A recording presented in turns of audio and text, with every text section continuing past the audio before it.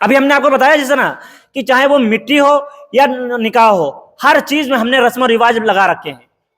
ابھی فی الحال حال ہی میں ایک جنازہ میں جو 2-4 دن پہلے بھی کسی کا انتقال ہوا تھا، جتنے لوگ وہاں پر نماز پڑھنے والے نہیں تھے اس سے زیادہ لوگ کھڑے ہوئے تھے۔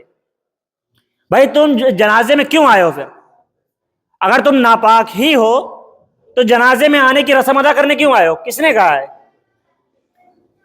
اگر آپ کسی مردے کے مٹی میں آئے ہیں تو اگر آپ اس کے جنازے میں آ کر نماز جنازہ نہیں پڑھ سکتے ہیں، قبرستان میں جا کر 2 سورتیں نہیں پڑھ سکتے ہیں، تو آپ کے آنے کی وجہ کیا ہے؟ صرف دکھانے کے لیے آئے نا آپ کہ میں بھی تمہاری میت میں شامل ہوا تھا تو ہمارے یہاں آنا۔ یاد رکھے مردے کو تمہاری اس کی کوئی ضرورت نہیں، اگر تم نہیں بھی آتے تب بھی اس کو وہیں دفن ہونا تھا۔ یاد رکھیں کہ جو انسان ناپاکی کی حالت میں قبرستان جاتا ہے وہ خلاف افضل کام ہے، بہت ہی غلط کام ہے۔ کسی بھی انسان کو ناپاکی کی حالت میں قبرستان نہیں جانا چاہیے۔ اور ہم نے وہاں پر دیکھا کہ جتنے لوگ نماز جنازہ پڑھنے والے نہیں تھے اس سے ڈبل لوگ ایسے تھے جو بنا نماز جنازہ پڑھے ہوئے کھڑے تھے اور پھر قبرستان بھی جا رہے تھے۔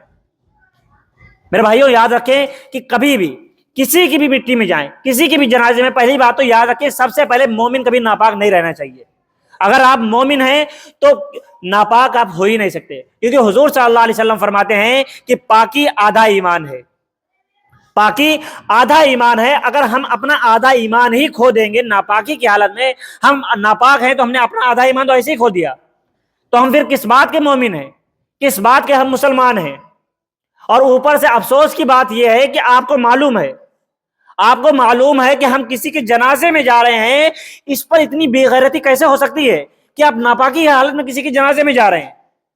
بھائی انسان کو اپنے آپ میں شرم آنی چاہیے کہ بھی ہم کسی کی شادی میں نہیں جا رہے ہیں، کسی فنکشن میں نہیں جا رہے ہیں، کسی بازار میں نہیں جا رہے ہیں، کسی مال یا کسی مارکیٹ میں نہیں جا رہے ہیں، کسی کی میت میں جا رہے ہیں، کسی کے جنازے میں جا رہے ہیں۔ کم از کم آج تو غسل کر لے میرے بندے، میرے بھائی۔ سوچنے والی بات ہے، اللہ تعالیٰ بھی سوچتا ہو، اللہ تعالیٰ بھی کہتا ہوگا کہ کیسا بندہ میرا، کہ آج کے دن بھی جس دن اس کو عبرت حاصل کرنی چاہیے کہ کسی کی مٹی ہوئی ہے، آج اس کی مٹی ہوئی ہے، کل مجھے بھی مرنا ہے، یہاں پر یہ سوچنا چاہیے انسان کو۔ اس حالت میں بھی انسان ناپاکی کی حالت میں جا رہا ہے، کتنی بے غیرتی ہے انسان میں۔ ہمارے دل میں تو ایک ہی خیال آیا کہ بھائی یہ بھی مسلمان ہے، آخر رسم ادا کرنے کا کیا فائدہ پھر آپ کے؟ کیونکہ حضور صلی اللہ علیہ وسلم نے فرمایا کہ جو انسان جنازے میں شرکت کرے اور پھر قبرستان میں بھی جائے اس کو 2 قیرات ثواب ملتا ہے۔ حضور صلی اللہ علیہ وسلم فرماتے ہیں جو شخص نماز جنازہ میں شرکت کرے اور اس کے بعد میں جنازے کے ساتھ ساتھ قبرستان بھی جائے اس کو 2 قیرات ثواب ملتا ہے۔ 1 قیرات حضور صلی اللہ علیہ وسلم فرماتے ہیں کہ احد پہاڑ کے برابر ہوتا ہے۔ آپ سوچیں ذرا، اتنا بڑا ثواب کس کے لیے ہے؟ جو شخص نماز جنازہ میں شرکت کرے۔ رسم ادا کرنے والوں کے لیے ثواب نہیں ہے۔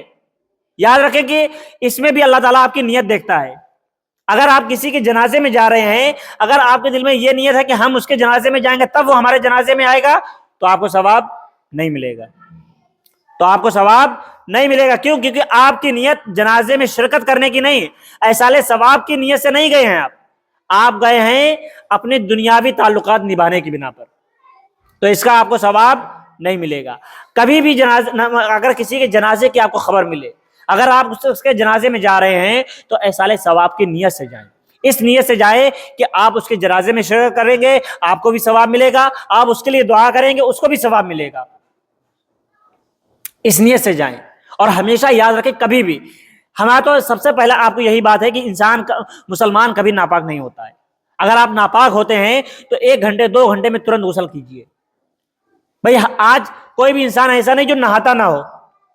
بھئی جو انسان کہتے ہیں کہ نا ہم ناپاک ہیں، کس بات کے ناپاک ہو؟ کیا نہاتے نہیں ہو؟